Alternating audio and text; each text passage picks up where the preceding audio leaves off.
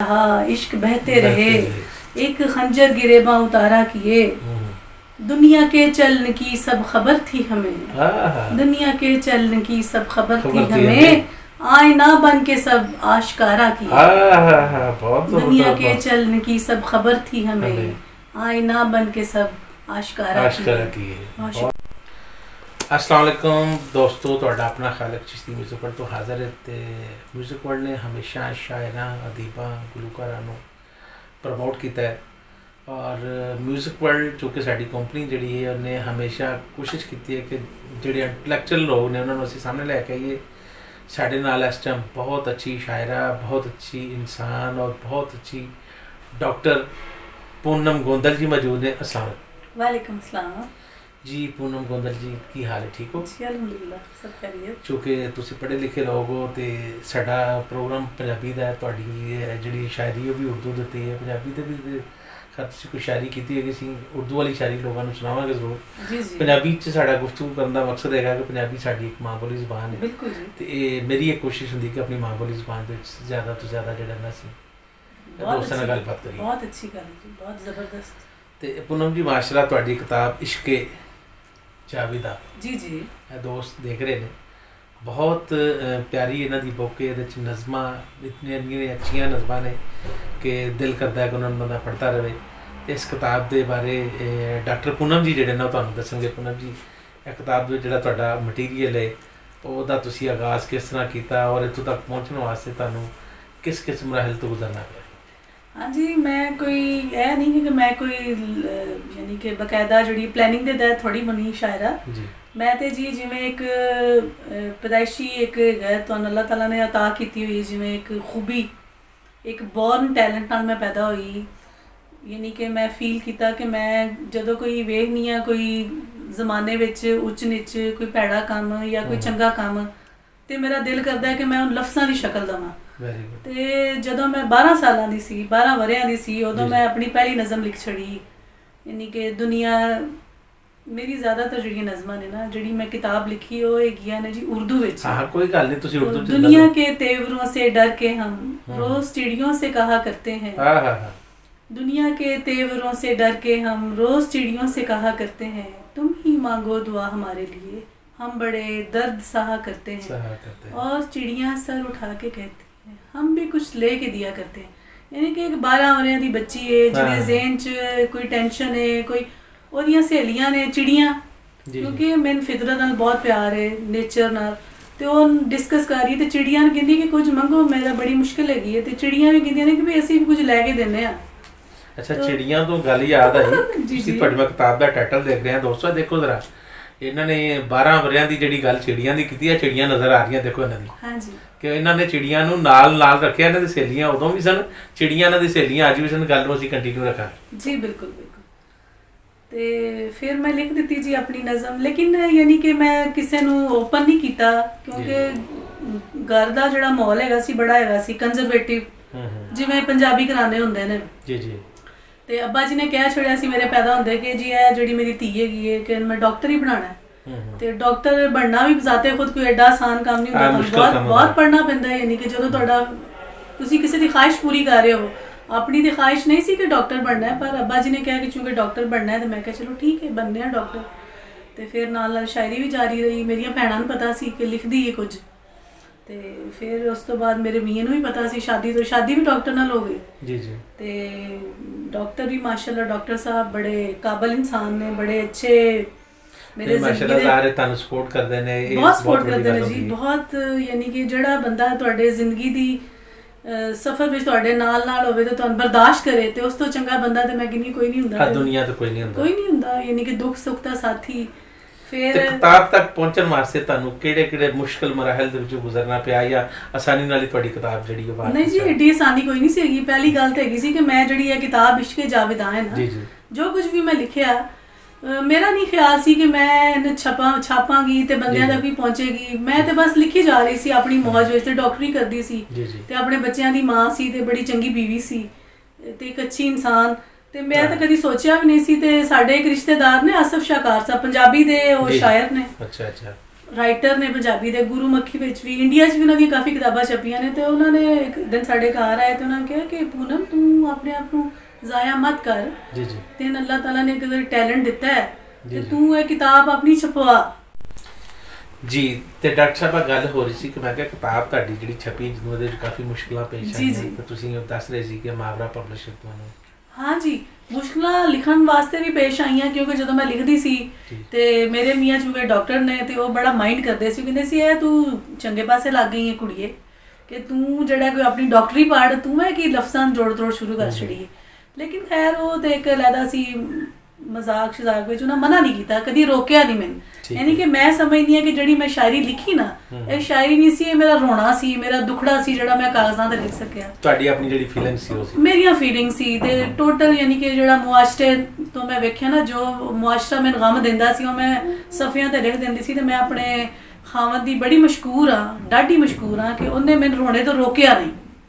I am very grateful to my husband doctor Shahid Ashraf Gondal ਕਿ ਉਹਨੇ ਕਿਹਾ ਕਿ ਰੋਲ ਹੈ ਜਿੰਨਾ ਰੋਣਾ ਹੀ, ਇਹ ਉਹਦਾ ਇਹਸਾਨ ਹੈ ਕਿਉਂਕਿ ਉਹ ਰੋਕ ਵੀ ਸਕਦਾ ਸੀ, ਬਿਲਕੁਲ ਰੋਕ ਸਕਦੇ ਸੀ, ਲੇਕਿਨ ਉਹਨੇ ਮੈਨੂੰ ਰੋਣੇ ਤੋਂ ਨਹੀਂ ਰੋਕਿਆ।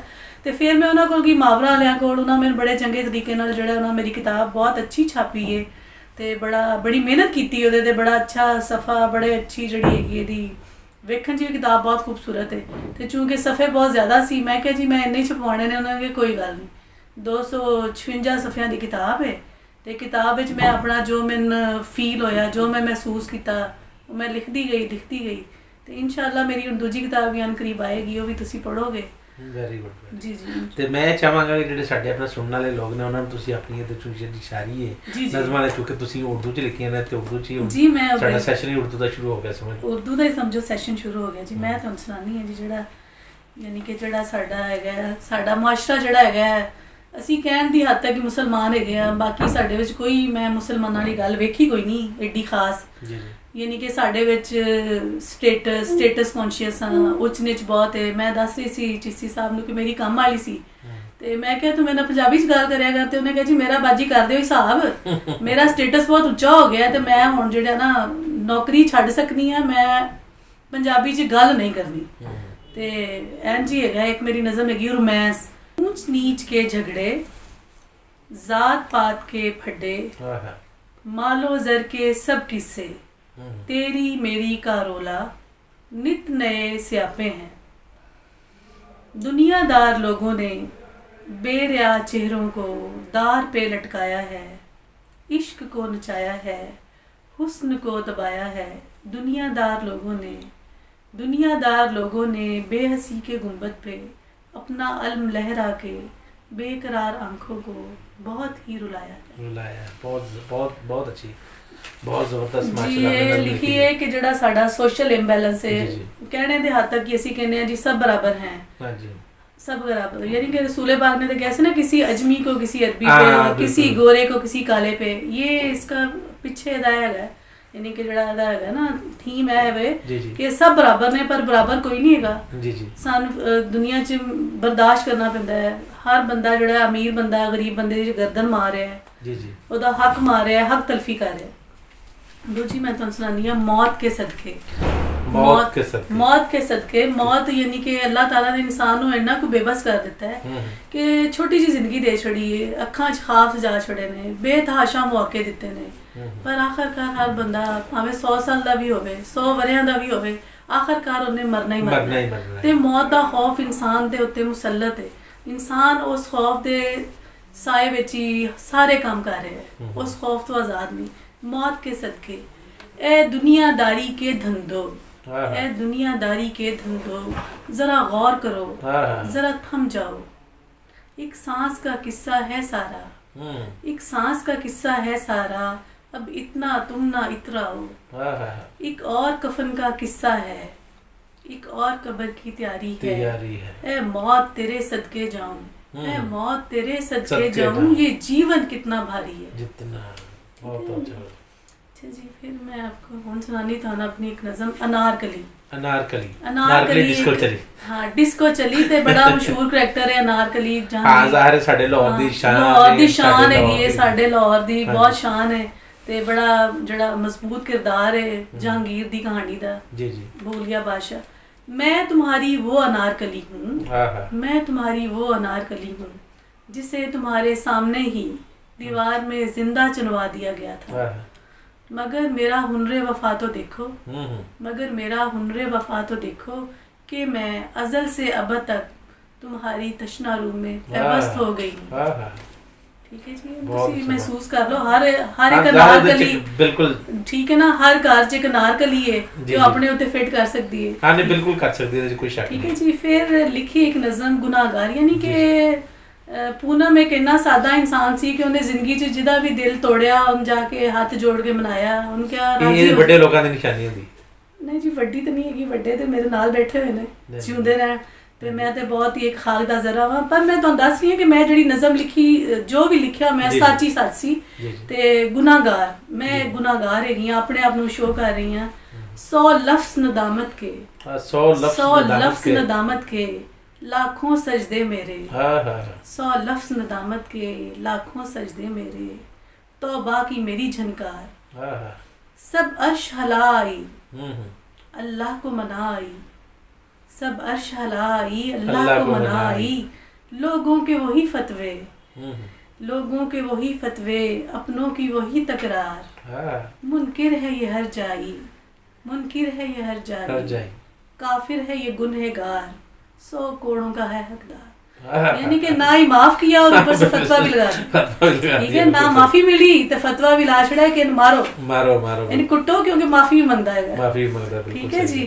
تے زندگی ایدا ہی نا سی، چھوٹی جی زندگی سی، پر بڑا سیکھیا ایدے وچ. جی جی.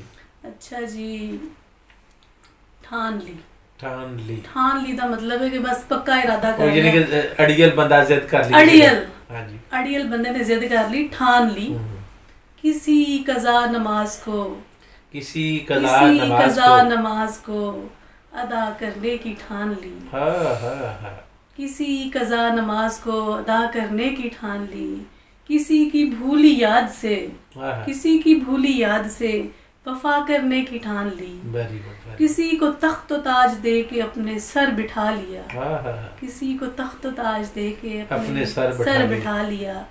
کسی کو ایسے چاہا کہ نباہ کرنے کی ٹھان لی. جی ڈاکٹر صاحب تسی ماشاءاللہ نظماں بہت زیادہ سنائیاں سانوں تے بڑی اچھیاں نظماں بھی نے اور بڑیاں مزیدار نے تے غزلاں بھی تسی لکھیاں. تے میں چاہنا کہ ساڈے جڑے اپنا سننا لینا انہاں کوئی ایک دی غزل بھی جڑی ہے تہاڈی سنائی جاوے. جی جی بالکل، میں تانوں سناندی اپنی غزل، اپنے قارئین غزل سنانی. کہ کبھی ہجر و وصال کے قصوں میں، کبھی ہجر و وصال کے قصوں میں، کبھی باتوں میں مشغول رہے.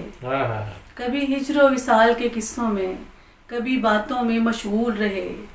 تمہیں بھولنا کتنا مشکل تھا، ہم ایسے میں یہ بھول رہے. کبھی ہجر و وصال کے قصوں میں، کبھی باتوں میں مشغول رہے. تمہیں بھولنا کتنا مشکل تھا، ہم ایسے میں یہ بھول رہے. دیوانگی کے ان سالوں میں، دیوانگی کے ان سالوں میں ہم یاروں کیسے خوب رہے. دیوانگی کے ان سالوں میں ہم یاروں کیسے خوب رہے. کبھی چاند کو دیکھ کے روتے رہے، کبھی چاند کو دیکھ کے روتے رہے. کبھی پھول کو دیکھ کے پھول رہے. کیا بات ہے. بند آنکھوں سے تجھے دیکھا تھا، بند آنکھوں سے تجھے دیکھا تھا، تیرے نقش ہمیں نہ یاد رہے. بند آنکھوں سے تجھے دیکھا تھا، تیرے نقش ہمیں نہ یاد رہے. تیرے نام کے سارے حرف ہمیں دھرتی کی طرح انمول رہے. تیرے نام کے سارے حرف ہمیں دھرتی کی طرح انمول رہے. ہر کوئی دام لگوایا، ہر کوئی دام لگوایا، ہر شخص بکا بازاروں میں. ہر کوئی دام لگوایا، ہر شخص بکا بازاروں میں. ہم اہل ہنر، ہم اہل وفا، ہم اہل ہنر، ہم اہل وفا، انمول تھے ہم بے مول رہے. بہت اچھے، بہت زبردست. ماشاءاللہ آپ تو غزل بھی اتنا اچھا لکھتی ہیں. جی یہ میری غزل تھی، میں آپ کو اور غزل سناتی ہوں. بہت شکریہ نوازش. بہت اچھا ماشاءاللہ پڑھا اور تخیل بہت اچھا تھا آپ کا. اچھا جی جی جی. اچھا جی. اب ہے جی. اپنی ہستی کو ایک شے پہ وارا کیے، اپنی ہستی کو ایک شے پہ وارا کیے، جب ملا درد اس کو پکارا کیے.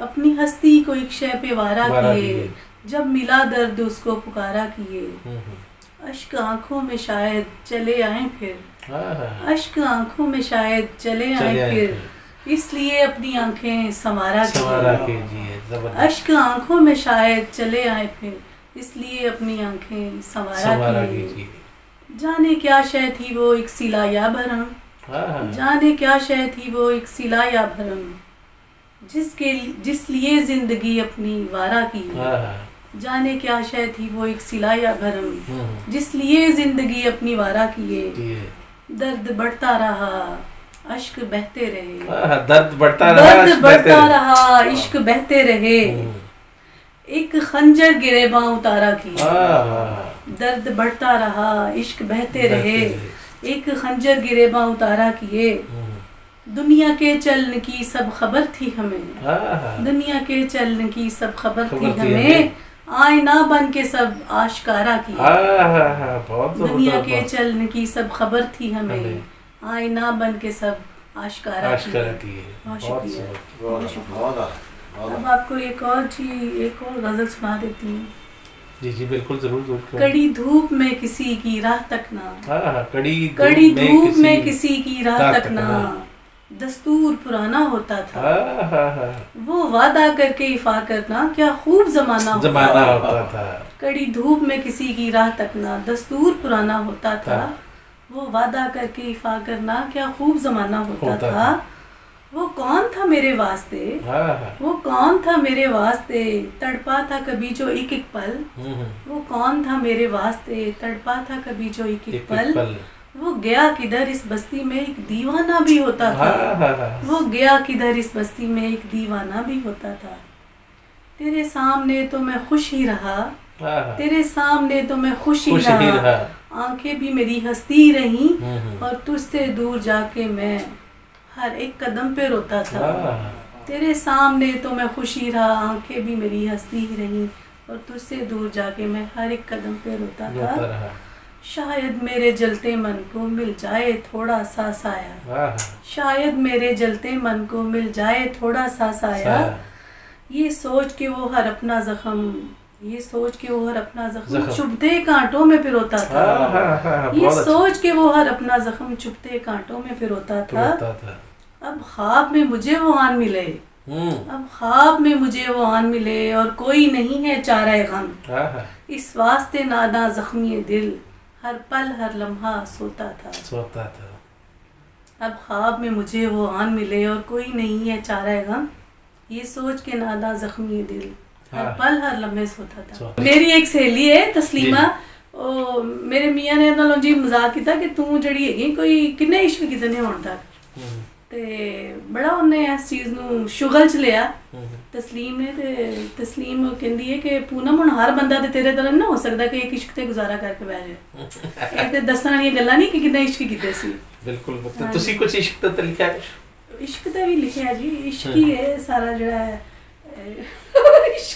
عشق بلا خیز تسی عشق دا نام لیا تے عشق بھی ہے تے بلا خیز بھی کچھ لمحے عشق بلا خیز کی منمانی میں کچھ لمحے عشق بلا خیز کی منمانی میں اور کچھ دل کے آنگن کی ویرانی میں شہر علم میں یوں زیست بتا دی ہم نے شہر علم میں یوں زیست یعنی کہ عشق بھی کیا ہے اور نبھا بھی دیا ہے دوستو اپنا تانوں ڈاکٹر پونم گوندل جی دی شاعری کس طرح دی لگی نظماں کس طرح لگے ہیں یہ واسطے کمنٹس کرنا شیئر کرنا اور چینل نو سبسکرائب بھی ضرور کرنا اور تواڈے اندر کسی طرح دی اگر سکل ہے تسی سنگر ایکٹر ماڈل ہوسٹ ادیب یا کوئی انٹلیکچوئل تواڈے اندر صلاحیت ہے تو میوزک ورلڈ تواڈا اپنا پلیٹفارم ہے تے اسی گوندل جی نوں پوچھاں گے کہ گوندل جی تانوں اپنا جڑے شاعری تے تسی مختلف لوگاں نوں سن رہے ہوندے ہو دیکھ رہے ہوندے ہو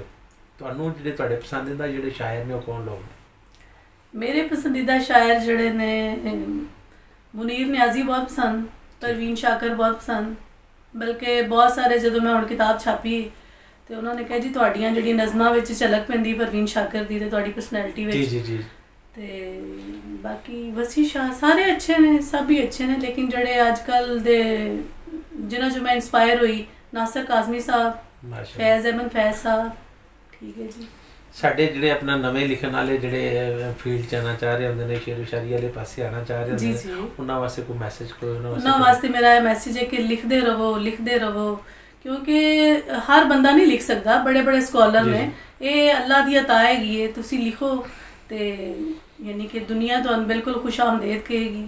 ਕਿਤੇ ਨਾ ਕਿਤੇ ਯਾਨੀ ਕਿ ਦੁਨੀਆ ਬਿਲਕੁਲ ਕਿਨਾਰੇ ਤੁਸੀਂ ਪਹੁੰਚ ਜਾਓਗੇ। ਤੁਸੀਂ ਆਪਣੀ ਲਗਨ, ਆਪਣੀ ਹਿੰਮਤ, ਆਪਣਾ ਹੌਸਲਾ, ਆਪਣਾ ਜਿਹੜਾ ਕਾਗਜ਼ ਕਲਮ ਨਾ ਛੱਡੋ, ਕਿਉਂਕਿ ਮੈਂ ਤੇ ਹਰ ਵਕਤ ਜਿਹੜਾ ਨਾ ਸਮਝੋ ਜੋ ਕੁਝ ਮੈਂ ਲਿਖਿਆ ਬੜੀ ਐਫਰਟਸ ਨਾਲ ਲਿਖਿਆ, ਬੜੀ ਮੁਸ਼ਕਿਲ, ਲੇਕਿਨ ਮੈਂ ਲਿਖਦੀ ਗਈ। ਪਹਿਲੇ ਮੈਂ ਕੋਈ ਖਾਣਾ ਪਕਾ ਰਹੀ ਸੀ, ਜਾਂ ਮੈਂ ਕੋਈ ਡਰਾਈਵਿੰਗ ਕਰ ਰਹੀ ਸੀ, ਜਾਂ ਮੈਂ ਰਾਤੀ ਸੁੱਤੀ ਵੀ ਪੈਂਦੀ ਹਾਂ ਤੇ ਕੋਈ ਖਿਆਲ ਆਉਂਦਾ ਮੈਂ ਲਿਖ ਦਿੰਦੀ ਹਾਂ।